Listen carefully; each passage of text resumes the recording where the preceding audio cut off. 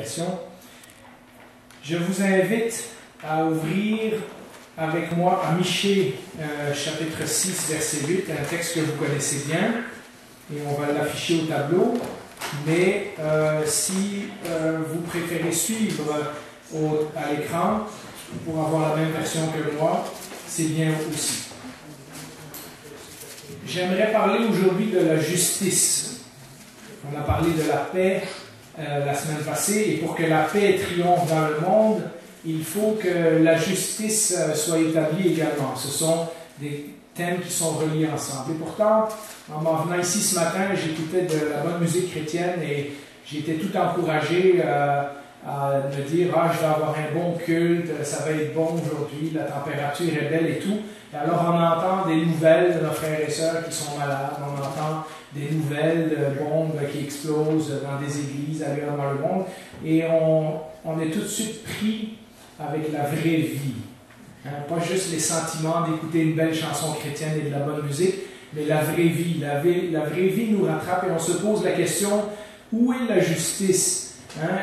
Où est Dieu dans un monde qui est violent, dans un monde qui est touché par la maladie, par les guerres, par le mensonge, par la corruption et ces choses-là? Et je suis sûr que c'est des questions que vous vous posez régulièrement. Il suffit de lire le journal ou d'écouter un peu les nouvelles et vous serez tout de suite confronté avec cette réalité de notre monde. Et donc j'ai intitulé le message d'aujourd'hui « Le chemin de Jésus, la justice », parce qu'un des repères importants que Dieu a semé dans sa parole pour que nous sachions comment vivre dans ce monde, c'est le concept de justice et de comprendre ce que cela veut dire, parce que souvent nous mélangeons cela avec de la vengeance, ou nous mélangeons ça avec l'idée que Dieu va régler les comptes à tout le monde, et pourquoi Dieu ne règle pas son problème à lui en particulier tout de suite, et on est mélangé dans ce concept, et vous allez voir que la Bible suit une direction bien précise sur la justice. Une fois de plus, je ne pourrai pas tout dire. Il y a beaucoup de versets que je vais laisser de côté. Ce sont des débuts de pistes de réflexion pour que vous, ensuite, dans vos lectures, avec l'aide du Saint-Esprit, puissiez faire le lien entre toutes ces choses et voir, peut-être en faisant des recherches de mots sur certains logiciels ou dans des concordances, voir tous les moments où la Bible parle de justice et voir comment tout ça s'emboîte avec le message d'aujourd'hui. Alors, j'aimerais commencer avec un mot de prière. Seigneur, une fois de plus, nous approchons de ta parole et nous avons tellement besoin de cette parole. Nous avons besoin tellement qu'elle soit une lumière sur notre chemin parce que le monde, avec ses idées, ses philosophies et ses pensées, nous tire dans toutes les directions et parfois nous-mêmes, avec nos émotions humaines, ne savons plus quoi penser.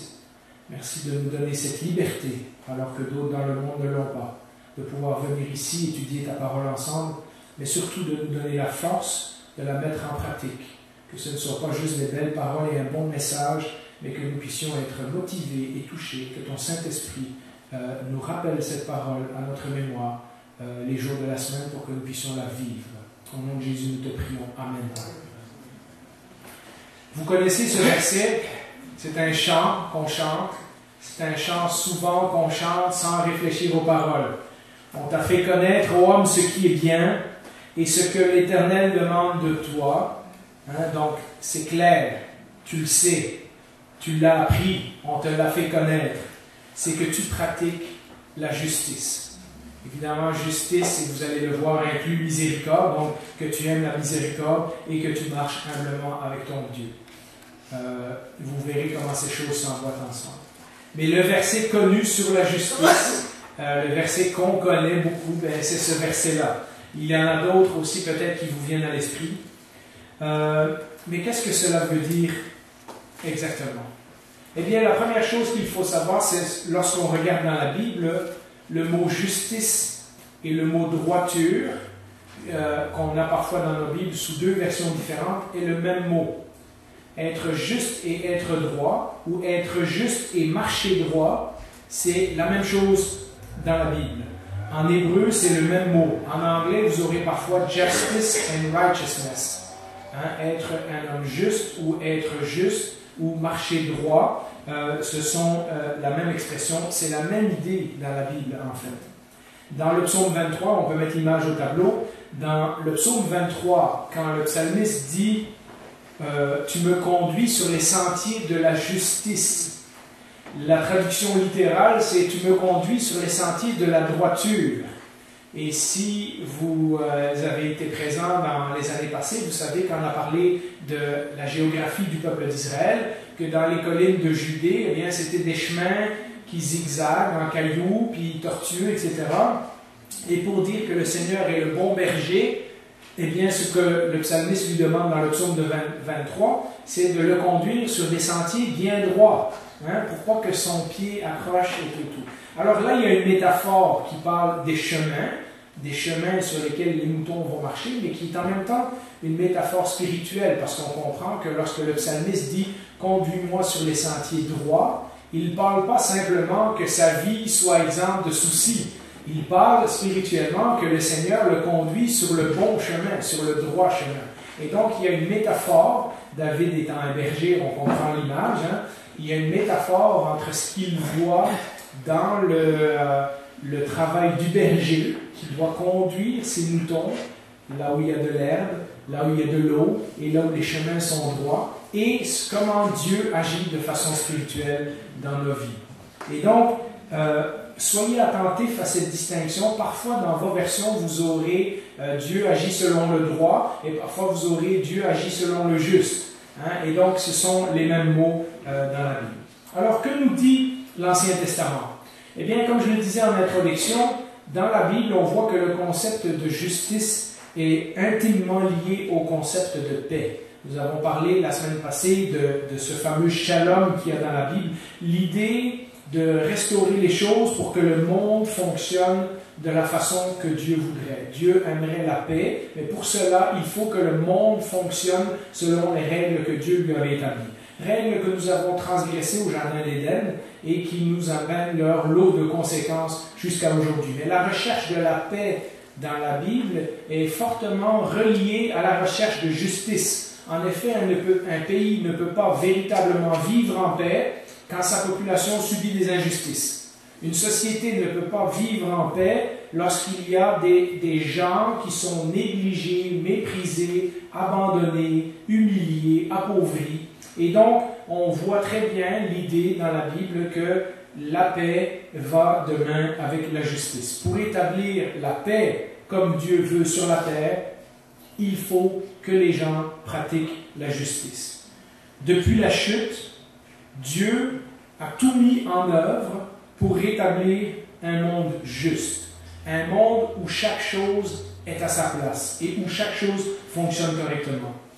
Mais rapidement, nous arrivons à Genèse chapitre 6 et nous voyons dans l'histoire de Noé que Dieu provoque à un moment donné le jugement de l'humanité à cause justement de l'injustice et du péché et du mal qui règne partout. Il y a un verset qui indique que partout où l'homme se répandait, le mal se répandait avec lui.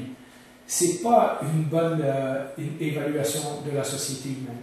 Et nous arrivons à un point où Dieu ne peut plus fermer les yeux et doit faire ce qui est juste, c'est-à-dire punir la race humaine.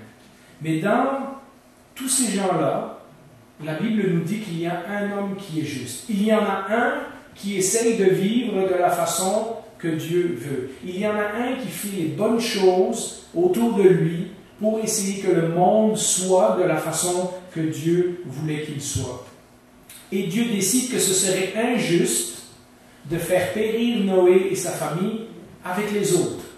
Et donc Dieu, et on va en parler dans 2 semaines, introduit la notion de grâce, c'est-à-dire que Dieu devrait être juste, mais parce que quelqu'un essaye de faire ce qu'il peut, Dieu lui fait grâce et le sauve, lui et sa famille. Mais vient aussi, avec l'histoire de Noé, la réalisation triste par Dieu que l'homme est naturellement incliné vers le mal et qu'il n'est pas capable de répondre à Dieu de façon satisfaisante. Ce serait donc injuste pour Dieu de détruire l'humanité pour ce qu'elle est, alors qu'elle n'a même pas la capacité en elle-même de répondre à Dieu. Elle n'a pas la force en elle-même de vivre de la façon que Dieu voudrait. Regardez ce que Dieu dit dans Genèse chapitre 8, versets 21 et 22, et on peut l'afficher au tableau. Lorsque le jugement a eu lieu, et que Dieu a constaté l'étendue des dégâts, puisque tout a été détruit à part Noé et les animaux qui étaient dans l'arche, Dieu réalise que l'homme ne peut pas changer de lui-même, et il dit ceci: « Je ne maudirai plus la terre à cause de l'homme, car, écoutez bien ça, l'orientation du cœur de l'homme est mauvaise dès sa jeunesse. » Ou dans d'autres traductions, son cœur est poussé vers le mal depuis qu'il est petit. « Et je ne frapperai plus tous les êtres vivants comme je l'ai fait. » C'est à ce moment-là que Dieu établit l'arc-en-ciel comme un signe de cette promesse-là, tant que la terre subsistera, c'est-à-dire le temps que Dieu a décidé pour la terre d'exister. Les semailles et la moisson, le froid et la chaleur, l'été et l'hiver, le jour et la nuit ne cesseront pas. Vous comprenez, Dieu est en train de dire ce que j'avais mis en marche dans la Genèse, chapitre 1, chapitre 2, le jour et la nuit, les semailles, la moisson, le froid, le chaud, les animaux qui se reproduisent, etc. Tant que j'ai décidé que la terre existe, eh bien tout ça, ça va continuer. C'est-à-dire que Dieu dit, malgré la méchanceté des humains, malgré le fait que leur cœur est incapable de se tourner vers moi, je leur fais grâce, je vais continuer l'existence de la planète et l'existence de la race humaine. C'est ça que Dieu est en train de dire, il y aura un jour et il y aura une nuit, c'est-à-dire que les choses vont continuer comme il l'avait prévu au début de la création. Dieu décide de faire grâce dans ce passage à l'homme et à la nature, puisque la nature elle-même a été contaminée par le péché de l'homme, et tant que le monde existera. Mais il met dès ce moment-là en place un plan pour rétablir un monde juste comme il le voulait.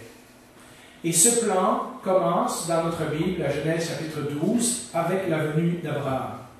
Dans Abraham, nous voyons que Dieu se choisit un homme et ensuite une famille, et une famille qui va devenir un peuple, qui devra être marqué par un trait principal qui est la justice. Moi, je ne le savais pas avant de préparer ce message. Je suis sûr que, comme beaucoup, vous avez pensé à moi, comme moi, que le privilège du peuple de Dieu dans l'Ancien Testament, c'est qu'il est le peuple choisi, il est le peuple de la promesse, etc. Mais en fait, le trait principal que Dieu veut pour son peuple dans l'Ancien Testament, c'est pas de dire « Hey, nous, on est le peuple choisi », c'est de vivre selon la justice. Regardez ce qui arrive dans Genèse chapitre 18, versets 16 à 19. On l'a étudié à la réunion de prière il y a quelques semaines. Dieu descend sur la terre pour voir si le péché de Sodome et Gomorrhe, comme il l'a fait au temps de Noé, c'est les mêmes vocabulaires, Dieu descend pour voir si le péché de Sodome et Gomorrhe, la réputation de mal qu'on a dit de Sodome et Gomorrhe est montée jusqu'à ses oreilles, et il vient voir si c'est vrai. Et là, il constate qu'il n'a pas le choix, mais que de juger, c'est-à-dire de rendre justice, d'accomplir son jugement pour les péchés que Sodome et Gomorrhe ont commis. Mais juste avant, il se parle à lui-même et il dit, est-ce que je vais cacher à Abraham le plan que j'ai décidé, etc.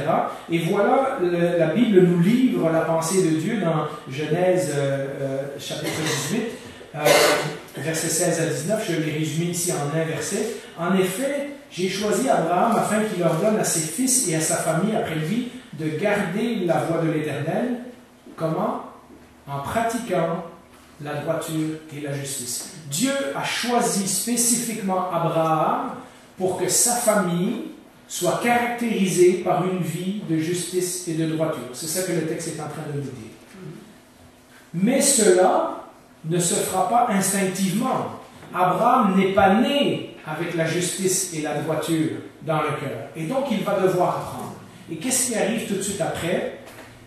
Abraham argumente avec Dieu à propos de Sodome et Gomorrhe. Et nous avons souligné à la réunion de prière que c'est quand même extraordinaire que Dieu se laisse interpeller par Abraham de cette façon-là. Mais aujourd'hui, je veux l'aborder d'une façon différente. Ce qu'on voit dans cette histoire, c'est qu'Abraham est en train de devenir un apprenti en justice. Il est en train d'apprendre la justice de la façon que Dieu le voit. Suivez-moi bien. On peut mettre l'image suivante. Après avoir argumenté en faveur, avec Dieu, en faveur des justes, Mais Seigneur, il y a 50 justes. Ah non, mais s'il y a 45 justes, tu ne vas pas détruire. Et Abraham fait appel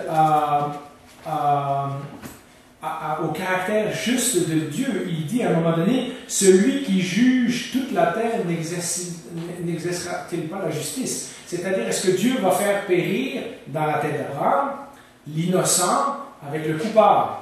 Et Abraham argumente, et argumente, et argumente, jusqu'au moment où finalement il se rend compte que, aux yeux de Dieu, aucune des personnes qui vivent dans Sodome et Gomorrhe ne sont considérées comme justes. Et là, Abraham est en train d'apprendre la justice, mais selon les yeux de Dieu. Vous voyez qu'à un moment donné, Abraham arrête d'argumenter. Abraham, dans tout ce dialogue, a peur que Dieu se fâche contre lui et le foudroie avec un éclair. Et pourtant, ce qui arrive à la fin du texte, c'est que nous constatons que Dieu est le véritable juge, celui qui juge de façon tout à fait juste. Il ne condamne pas Abraham pour avoir argumenté avec lui, parce que ça aurait été injuste, mais devant le constat d'Abraham qu'il n'y a même pas 10 justes dans la ville, Dieu accomplit aussi son juste jugement et condamne les villes de Sodome et Gomorrhe.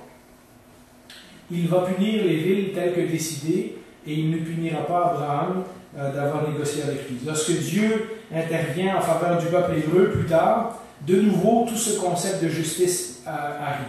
La famille d'Abraham se retrouve en Égypte, elle devient un grand peuple, et là, elle se fait oppresser par Pharaon. Ils deviennent un peuple d'esclaves.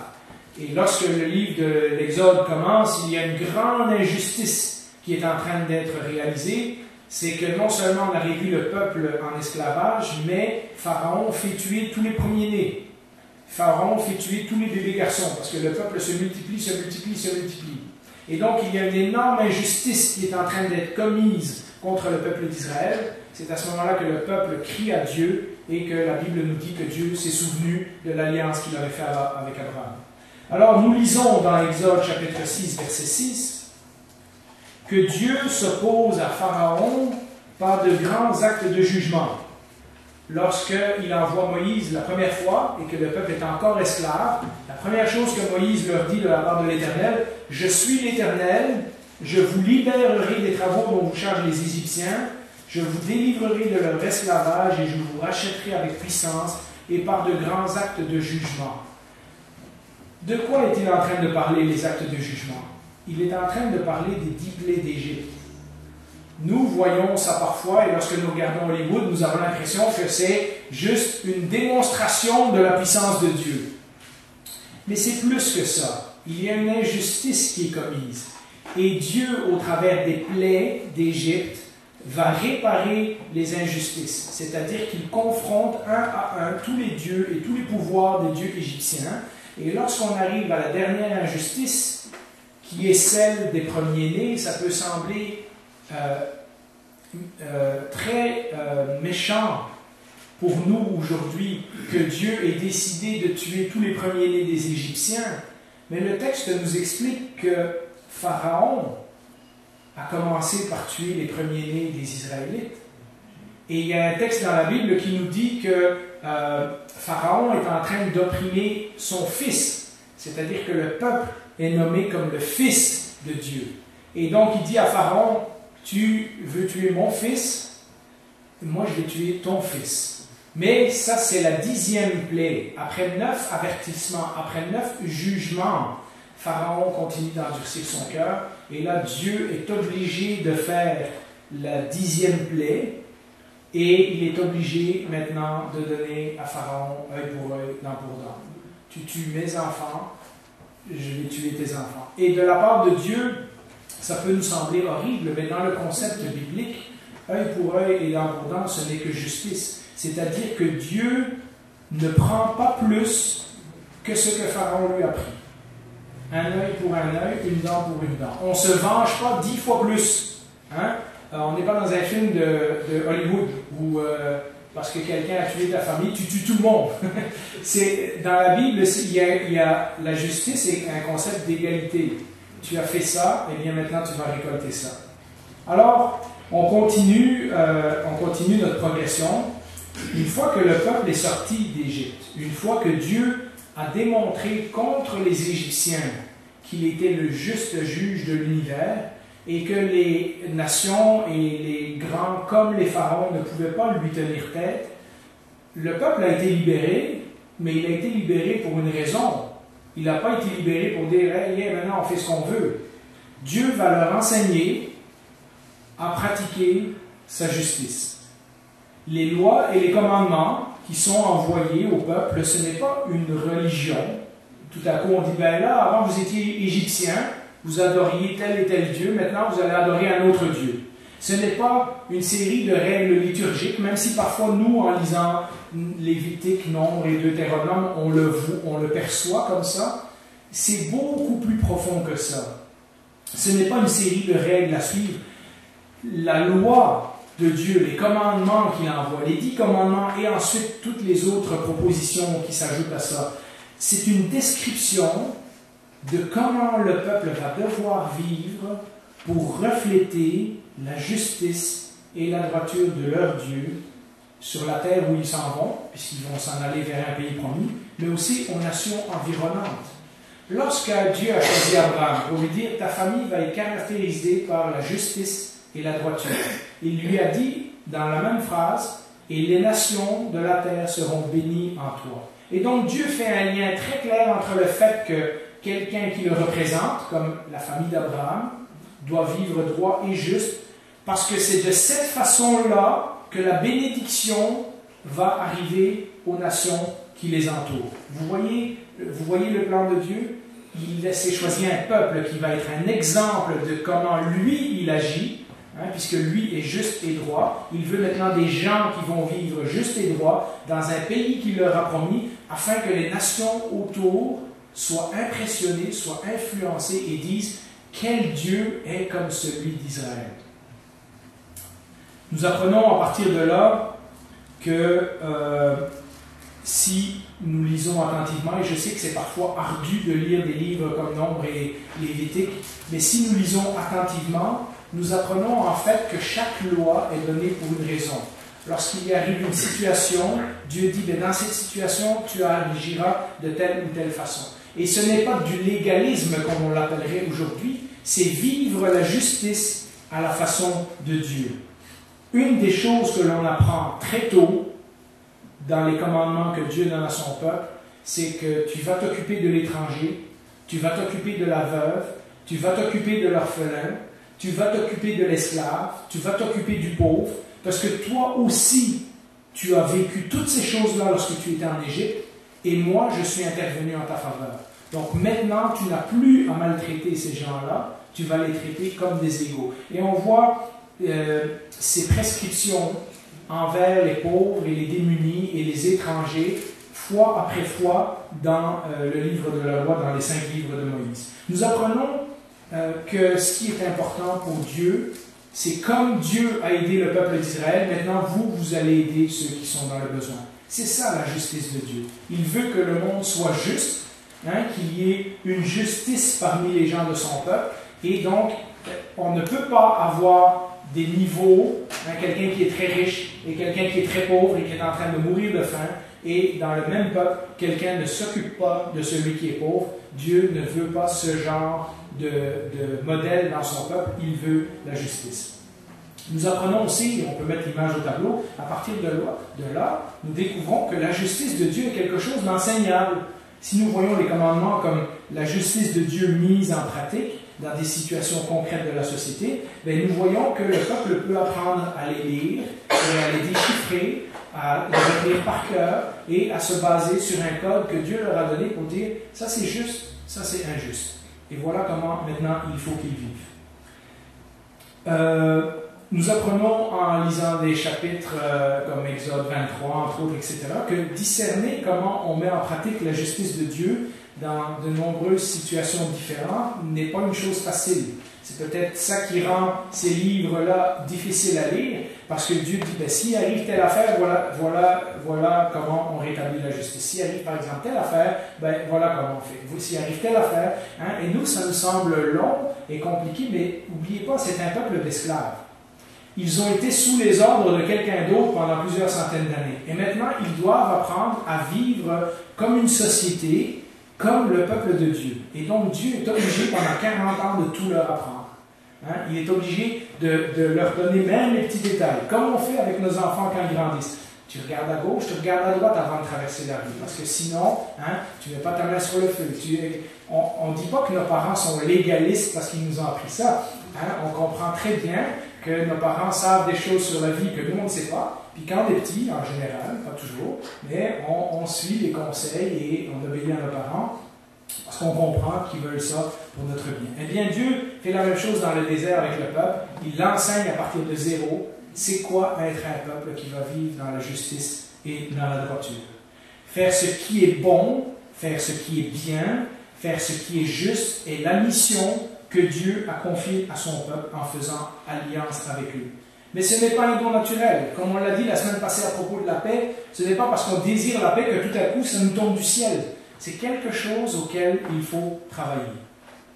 De plus, Dieu n'agit pas toujours avec les humains selon des règles strictes de justice. Nous apprenons très tôt que parfois Dieu juge, mais souvent Dieu fait grâce, parce qu'il se rappelle justement que l'être humain n'a pas dans sa nature la spontanéité d'aller vers le bien et vers les choses justes. Et donc nous voyons très rapidement le concept de la grâce est introduit avec le concept de la justice, parce que parfois il faut que Dieu laisse des chances, et des chances, et des chances, et des chances, parce que sinon, vous vous rappelez de certains épisodes où le peuple pêche, et Dieu veut détruire le peuple au complet. Et qui aurait pu dire que Dieu n'avait pas le droit de le faire? Parce qu'en effet, à ses yeux, ce peuple se comporte dans l'injustice. Mais là, Moïse intervient et dit non, non, non, qu'est-ce que les autres vont penser de toi? Puis il y a tout un dialogue. Et puis, tout à coup, Dieu décide de faire grâce plutôt que de faire justice. Et donc, il y a des concepts comme ça qui sont introduits en même temps, la paix, la justice, la grâce. Et on va voir aussi dans quelques semaines l'espérance, vous verrez comment tout ça se tient ensemble. Dans Deutéronome 16, donc juste avant qu'il rentre dans le pays promis, cette mission du peuple d'Israël, cette vocation à la justice est confirmée. On peut mettre le verset au tableau. Regardez le nombre de fois où le mot juge, juste ou justice est introduit dans ce texte-là. Donc, maintenant qu'ils vont quitter le désert, ils vont rentrer dans un pays, ils vont avoir des villes, des villages, et ils vont avoir une société à gérer. Tu établiras des juges et des magistrats dans toutes les villes que l'Éternel, ton Dieu, te donne, selon tes tribus, et ils jugeront le peuple avec justice. C'est-à-dire, ils vont exercer la justice, ils vont être comme un tribunal qui va décider qu'est-ce qui est juste et qu'est-ce qui n'est pas juste dans telle ou telle situation. Tu ne porteras aucune atteinte au droit ou à la justice, c'est-à-dire, tourne pas les situations en ta faveur. Tu ne feras pas preuve de partialité, c'est-à-dire tu ne mens pas pour tourner les choses en ta faveur, et tu n'accepteras pas de pot de vin. Hein? Vous voyez, c'est déjà là. Ce n'est pas le problème du Québec du 21e siècle, ça. C'est déjà à cette époque-là. Pourquoi? Car ils aveuglent les yeux des sages et corrompent les paroles des justes. C'est-à-dire qu'un pot de vin est capable de détourner même des personnes qui sont sages et justes de faire la bonne chose. Hein? Et déjà, à ce moment-là, le Seigneur dit, ça ne fonctionne pas dans mon peuple. Tu chercheras à respecter parfaitement la justice afin de vivre et de posséder le pays que l'Éternel, ton Dieu, te donne. Il y a une condition. Pour que la société subsiste dans le pays que Dieu leur a promis, il faut qu'ils vivent selon la justice de Dieu. C'est cette même vocation que le texte de Michée, que nous avons lu en introduction, confirme.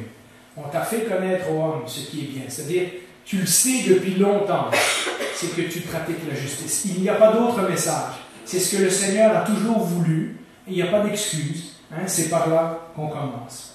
Ce n'est pas que le concept de justice pour les faibles, les pauvres, les opprimés, ceux qui ont été lésés, n'est pas important dans d'autres cultures environnantes. Ce n'est pas une exclusivité du peuple de Dieu. Mais Israël est appelé à mettre ces choses en pratique dans un standard bien supérieur à celui des nations environnantes.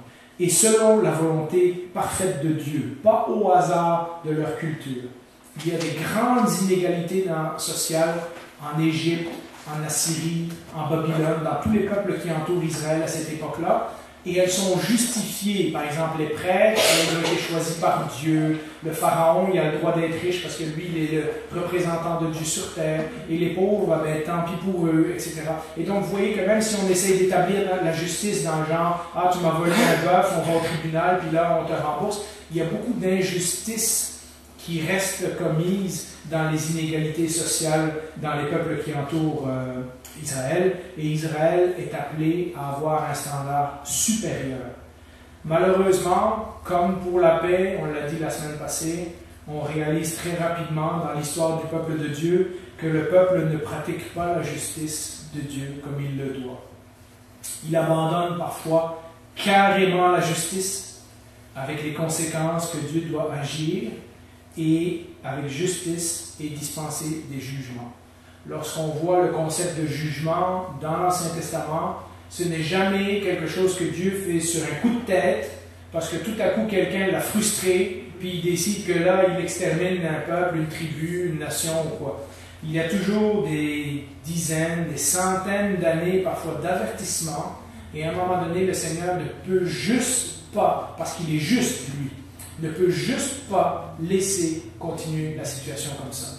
Dès Exode, Dieu avait promis que si le peuple se détournait de lui et allait vers les idoles, une des solutions qu'il envisageait, c'est de les renvoyer en captivité dans un autre pays.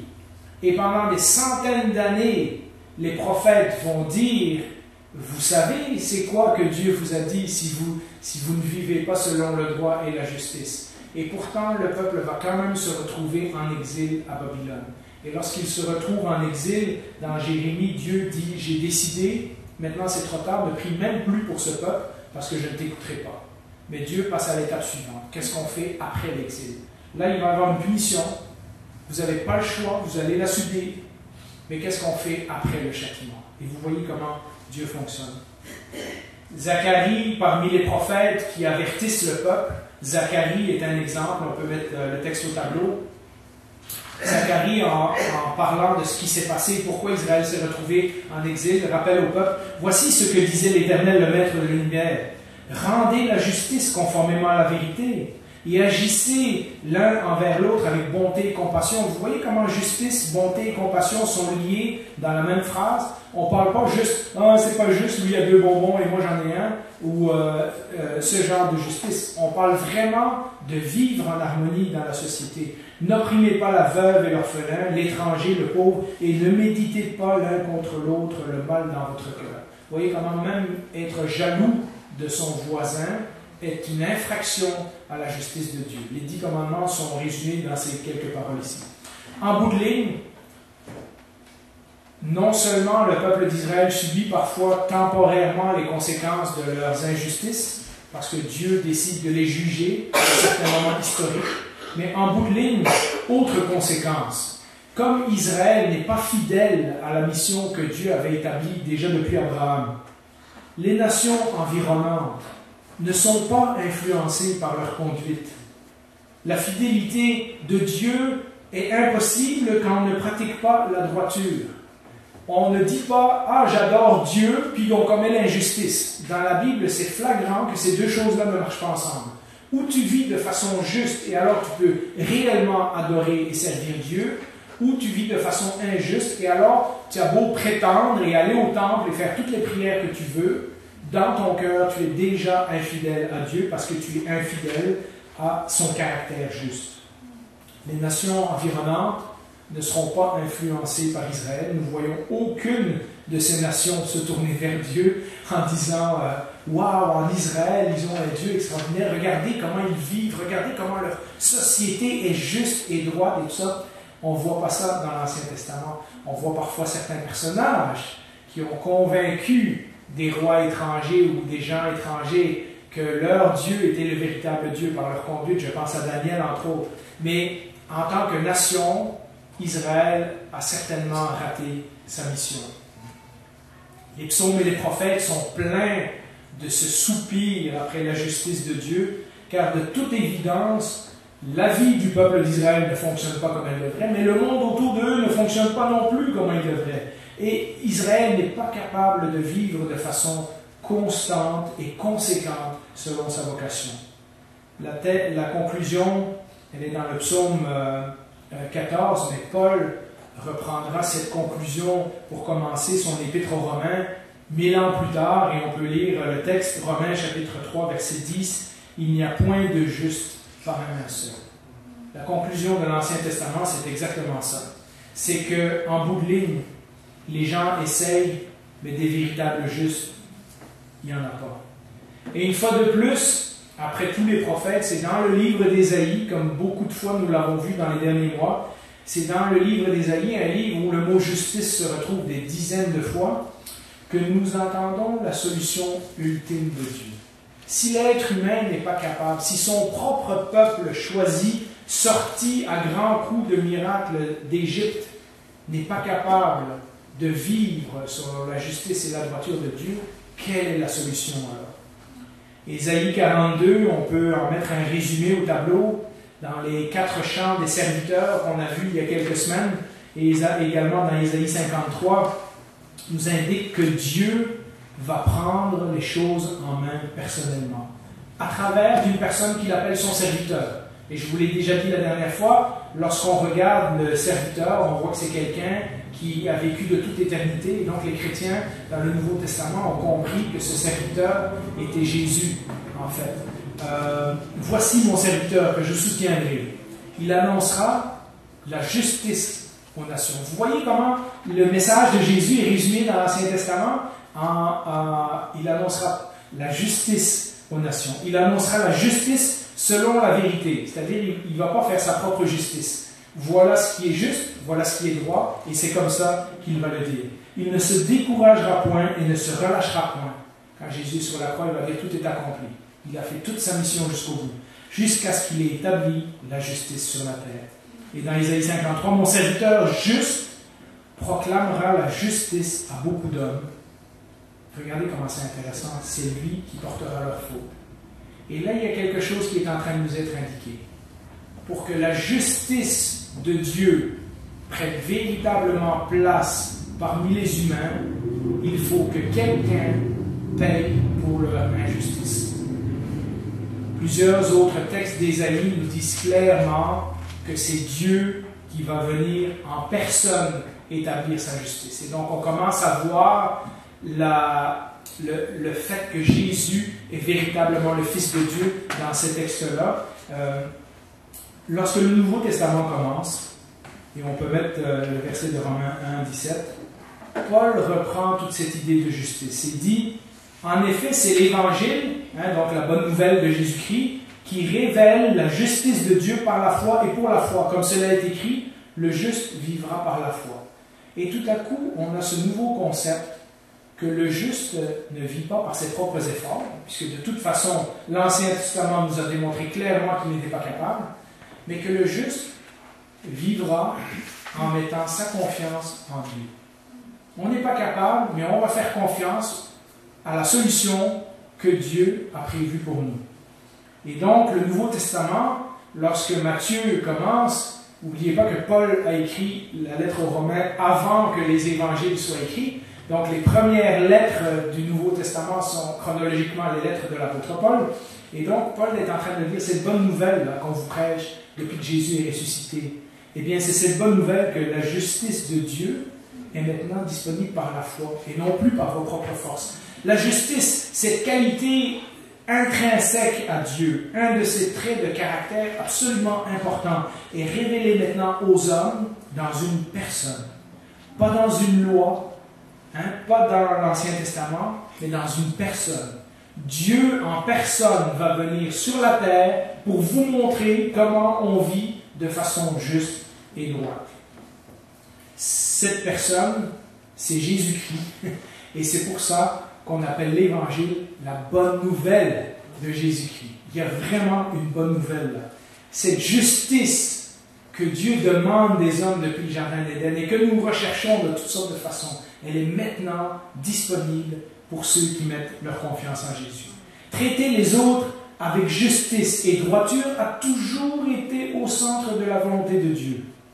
Comme Jésus le rappelle dans le commandement, dans l'épisode où on lui dit, c'est quoi le plus grand commandement? Aime ton Dieu, aime ton prochain comme toi-même. Vous comprenez ce que ça veut dire? Aimer son prochain comme soi-même, c'est tout ce qu'on aimerait que les gens fassent pour nous, il faut qu'on le fasse pour les autres.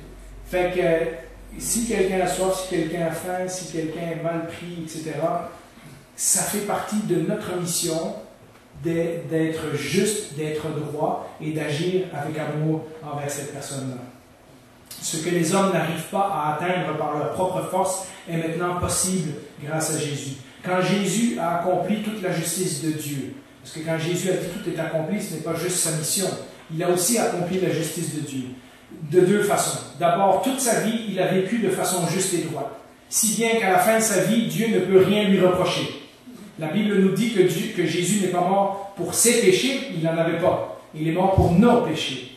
Mais de l'autre façon, Jésus a accompli aussi la justice de Dieu parce qu'il a subi le jugement que Dieu avait mis de côté pour nous à cause de nos péchés. Jésus l'a subi à notre place. Donc, vous voyez, non seulement Jésus a vécu une vie juste, mais en plus, il a porté notre injustice sur la croix. Et la Bible nous dit qu'en échange, il nous a donné sa justice. Hein? Et toutes les injustices physiques, morales et tout ça qui ont été commises ont été... La punition a été portée par Jésus sur la croix à notre place et à la place des êtres humains. Acte 7,52 et d'autres versets dans Acte n'appellent pas Jésus le Seigneur ou le Christ, ils l'appellent le juste, avec un J majuscule. Et donc, vous voyez comment cette idée a tellement imprégné les premiers chrétiens de dire c'était lui le véritable juste, celui dont Ésaïe parle dans l'Ancien Testament, qui va faire toutes les choses de la façon juste que Dieu voulait. C'est lui, mais c'est également lui qui a payé pour notre injustice et qui nous a donné sa justice en échange. Les résultats de son œuvre maintenant deviennent disponibles aux êtres humains qui mettent leur foi en lui. Pourquoi? Car ils reçoivent le Saint-Esprit.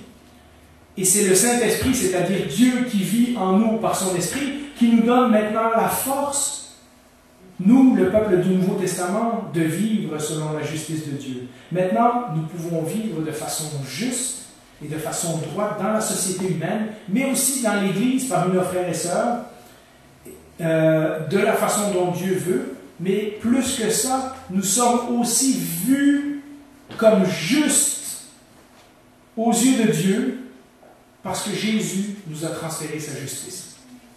Pensez-y, c'est un concept extraordinaire. Lisons de nouveau avec ça en tête le verset de 2 Corinthiens 5, 21, qui résume tout ce que je viens de dire. En effet, celui qui n'a pas connu le péché, donc il a vécu une vie juste toute sa vie, Dieu l'a fait devenir péché pour nous, afin qu'en lui, nous devenions justice de Dieu. Il y a quelque chose d'extraordinaire quand Dieu nous regarde, ce qu'il voit, c'est la justice dont Jésus nous a habillés. Et il ne voit plus notre péché qui a été mis sur la croix et qui a été payé et pour lequel Jésus a payé pour toute l'éternité. Comme le peuple d'Israël avait été libéré de son esclavage en Égypte, nous avons aussi été libérés d'une vie d'esclavage. Qu'on s'en rende compte ou pas, la façon dont nous vivions avant de connaître Dieu n'était certainement pas une vie d'obéissance à Dieu. Mais nous avons été libérés, pas pour que nous puissions faire ce que nous voulons, mais parce que Dieu a encore et toujours un objectif et une mission pour nous. Dieu a encore une vocation. Et comme pour le peuple d'Israël, à qui il était impossible d'être fidèle à Dieu sans accomplir sa justice, l'épître de Jacques nous rappelle d'autre façon qu'on peut bien prétendre avoir la foi. Si les fruits ne sont pas là, on a des sérieuses questions à se poser. Comment être fidèle à Dieu quand notre frère ou notre sœur n'a même pas un manteau à se mettre sur le dos et qu'on lui dit « Sois béni, va-t'en chez vous » et qu'on ne lui partage pas le manteau qu'il a besoin. Vous relirez Jacques avec cette optique de la justice et je pense que vous comprendrez comment Jacques lit la foi en Jésus-Christ avec le fait que nous devons pratiquer des œuvres de justice parce que c'est la conséquence logique. Mais là est toute la différence entre la justice biblique et ce qu'on appelle la justice sociale. La justice sociale, c'est une vision matérielle des choses, c'est une vision temporaire des choses, c'est une vision où les hommes, par leur propre force, se disent que on va travailler sur les inégalités sociales, et lorsque toutes ces inégalités sociales seront aplanies, ça va transformer les humains. Et la Bible nous dit exactement le contraire. Le problème n'est pas matériel, le problème il est spirituel. Et le problème il ne commence pas par les inégalités sociales, le problème il commence par le péché dans ton cœur. C'est en travaillant sur l'injustice dans ton cœur que tu vas être transformé et que tu vas transformer la société. Et ça, c'est une vision à long terme. C'est la vision de l'éternité comme Dieu l'a voulu. Alors, vous voyez, la justice sociale, c'est bien, mais nous, chrétiens, sommes appelés à un plus haut standard. Nous sommes appelés à la justice de Dieu. C'est-à-dire que nous croyons que Dieu transforme les cœurs pour transformer le monde. Alors que le monde croit qu'il suffit de transformer les circonstances et que ça va faire des meilleurs individus. Et vous savez que ça ne marche pas. Malgré tous ces fruits positifs, et on l'a vu la semaine passée, la même chose avec la paix, et on verra la même chose avec la grâce et l'espérance, malgré que Jésus est venu pour établir son royaume, que le règne de Dieu a commencé, que Jésus réclame maintenant ce monde pour son Père, que Jésus a repris sa place comme Seigneur des Seigneurs et Roi des Rois, nous nous rendons bien compte que nous continuons à vivre temporairement dans un monde qui est encore marqué par l'injustice. Et pourtant, la Bible nous encourage à continuer à vivre selon la justice de Dieu. Il désire que nous fassions la chose qui est juste ou la chose qui est bonne pour le bien de la communauté humaine, simplement parce qu'il faut le faire. Simplement parce que c'est comme ça que lui a agi avec nous. Et non pas pour qu'on se mérite aucun crédit, aucune récompense. C'est ce que nous devons faire, ça fait partie de la façon dont nous devons vivre. Je résume un peu ces idées en 3 points de conclusion. On peut mettre la prochaine image. Au niveau de la justice de Dieu contre le péché, l'illustration du pharisien et du collecteur de taxes, et vous savez, on a prêché déjà dessus plusieurs fois, nous rappelle que celui qui avait toutes les apparences de la justice se trompait lui-même et trompait les autres autour de lui. Quand les gens de la société voyaient le pharisien, ils disaient « Cet homme-là, avec toutes ses qualités, c'est sûr qu'il est juste devant Dieu. » Mais Jésus nous fait penser autrement, il dit « Non, c'est celui qui reconnaît que Dieu est juste. C'est celui qui reconnaît qu'il est un pécheur et que Dieu aurait toutes les raisons d'agir justement contre lui et de le condamner et qui demande la grâce de Dieu. » Jésus nous dit, c'est lui qui est retourné chez lui justifié. Et vous voyez comment la justice de Dieu, ce n'est pas toujours les apparences, mais ce n'est pas les apparences qui sont transformées, c'est le cœur qui est transformé. Au niveau de la justice pour les démunis, parce qu'il y a une justice, donc vous comprenez bibliquement, il y a une justice où Dieu doit amener un châtiment pour les injustices, donc pour le péché, et cette justice a été prise par Jésus sur la croix. Mais au niveau de la justice pour les démunis, eh bien, une autre parabole que nous avons étudiée il y a quelque temps nous rappelle, et on peut mettre l'image, la parabole du riche et du pauvre Lazare. Nous raconte que celui qui était bien nourri, bien habillé, bien nanti, a négligé la plus élémentaire des compassions pour celui, nous dit le récit, qui était assis à sa porte. Est-ce que vous pensez sincèrement que quand quelqu'un est assis devant chez vous en train de mendier et vous sortez de chez vous, vous ne l'auriez pas vu? Il y a quelque chose, enfin Jésus ne le dit pas, mais on le suppose dans la parabole, il y a quelque chose de profondément égoïste de la part de cet homme-là, de ne même pas voir Lazare qui est assis à sa porte au point que Lazare meurt devant sa porte. En conséquence, lorsqu'il se retrouve dans l'éternité, Abraham rappelle à ce riche que les gens qui sont encore vivants sur la terre, parce que le riche, vous vous rappelez de l'histoire, il veut que Lazare soit envoyé pour parler à ses frères. Il dit, ils ont Moïse et les prophètes. Et s'ils n'écoutent pas Moïse et les prophètes, quand bien même quelqu'un ressusciterait des morts, ça ne servira à rien. Qu'est-ce qu'ils ont établi, Moïse et les prophètes, si vous m'avez suivi? Ils ont établi que la volonté de Dieu pour son peuple, c'est d'accomplir le droit et la justice. Et il est en train de dire, si toi et tes frères qui avez lu Moïse et les prophètes, vous n'avez pas vu dans la loi que ce pauvre qui est devant votre porte, c'était de votre responsabilité de s'en occuper, quand bien même quelqu'un ressusciterait des morts, ça ne changerait rien. Vous voyez, lorsque Dieu révèle clairement sa volonté dans sa parole, et qu'on s'y oppose, même un miracle ne changera pas les choses. Dieu avait établi clairement dans sa parole à de nombreuses reprises que l'on pratique la justice envers ceux qui n'ont rien. S'ils n'écoutent pas cette parole, même un mort ne changera pas leur cœur. Et en fait, il y a une dernière parabole, et on peut mettre l'image au tableau. C'est une parabole qu'on n'a pas étudiée, mais peut-être je ferai un jour. La parabole des boucs et des brebis, qui nous dit qu'à un moment donné, les boucs sont envoyés d'un côté, les brebis de l'autre. Mais Jésus continue cette parabole et donne des explications. Et il nous dit, dans ces gens-là, il y en a qui vont être surpris. Il y en a que Jésus va dire, rentrez dans mon royaume parce que j'ai eu faim et vous m'avez donné à manger. J'ai eu soif et vous m'avez donné à boire. J'étais malade, vous m'avez visité. J'ai été étranger, vous m'avez accueilli. J'étais en prison et vous avez pris soin de moi. Et ils vont dire, ben Seigneur, quand est-ce qu'on t'a fait ça? Et vous vous rappelez la parole extraordinaire du Seigneur? Quand vous avez fait ces choses à l'un de ces tout petits de mes frères, c'est comme si vous les aviez fait à moi. Et il y a des gens qui vont être absolument surpris d'entrer dans le royaume et de se rendre compte que ce qu'ils ont fait pour des êtres humains autour de eux, en fait, ils le faisaient comme s'ils le faisaient à Jésus lui-même. En conclusion, j'aimerais dire que il y a deux thèmes à la justice de Dieu. Je pense que vous l'avez compris, la transformation individuelle, qui est de régler cette affaire de l'injustice de notre péché, et qui est réglée par Jésus sur la croix, et la transformation de la société, parce que Jésus ne nous a pas enlevés de la terre pour nous transporter directement au ciel. Il nous laisse dans ce monde, il nous laisse en tant que famille, la famille d'Église, et il nous demande de vivre les uns les autres, et de refléter la droiture et la justice de Dieu entre nous, frères et sœurs, mais aussi à la société qui nous regarde.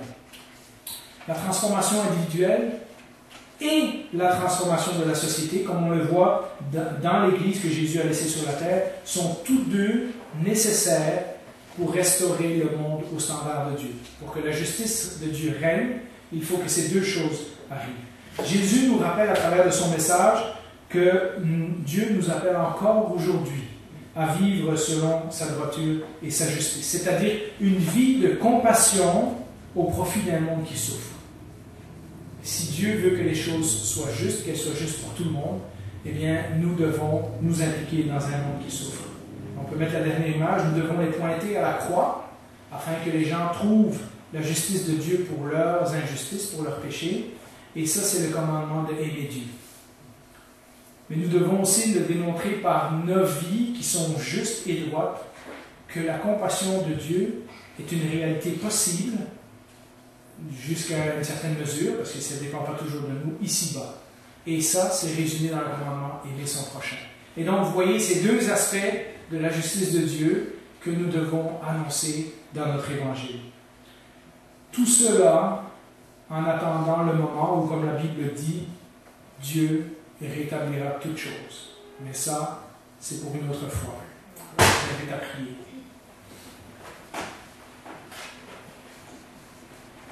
Eh bien, Seigneur, oui, nous soupirons lorsque nous voyons le monde autour de nous, lorsque nous lisons les médias ou lorsqu'il nous arrive des choses qui sont hors de notre contrôle. Nous soupirons après la paix.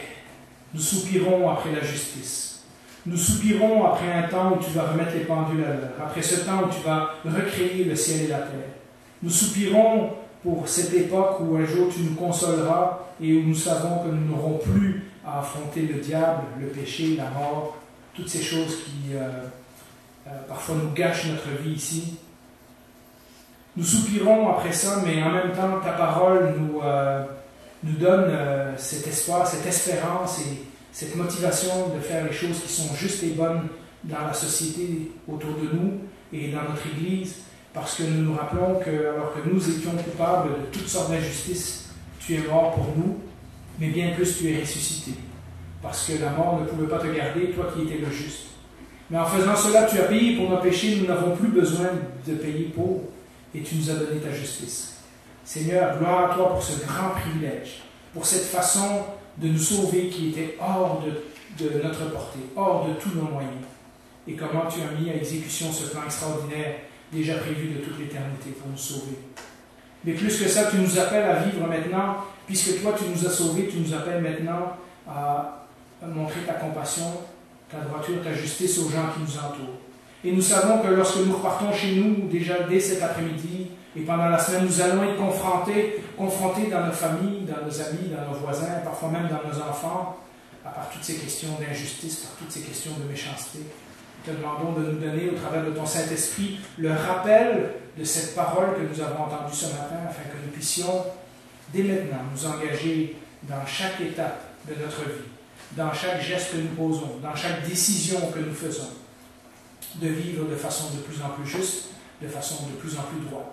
Pas parce que nous avons rien à gagner, tu as déjà tout gagné pour nous, y compris le ciel et l'éternité, mais parce que nous t'aimons et parce que ce que tu as fait pour nous, nous voulons aussi le partager avec d'autres. Donne-nous la force, nous te prions pour nos frères et sœurs qui ne sont pas là, certains d'entre eux qui subissent l'injustice du monde, l'injustice des maladies parfois, d'autres injustices, donne-leur leur courage. Rappelle-leur que tu vis avec eux, que tu vis en eux, et rappelle-nous à nous de les appeler, de les visiter, de les encourager selon ta parole. Merci Seigneur pour ce plan extraordinaire, non pas seulement parce que tu nous as sauvés individuellement, mais parce que tu nous as mis dans une grande famille qui est ta famille et que nous pouvons nous aider les uns les autres. Nous te confions notre Église, nous te confions les frères et sœurs, chacun entre tes mains, pour la semaine à venir. Au nom de Jésus. Amen.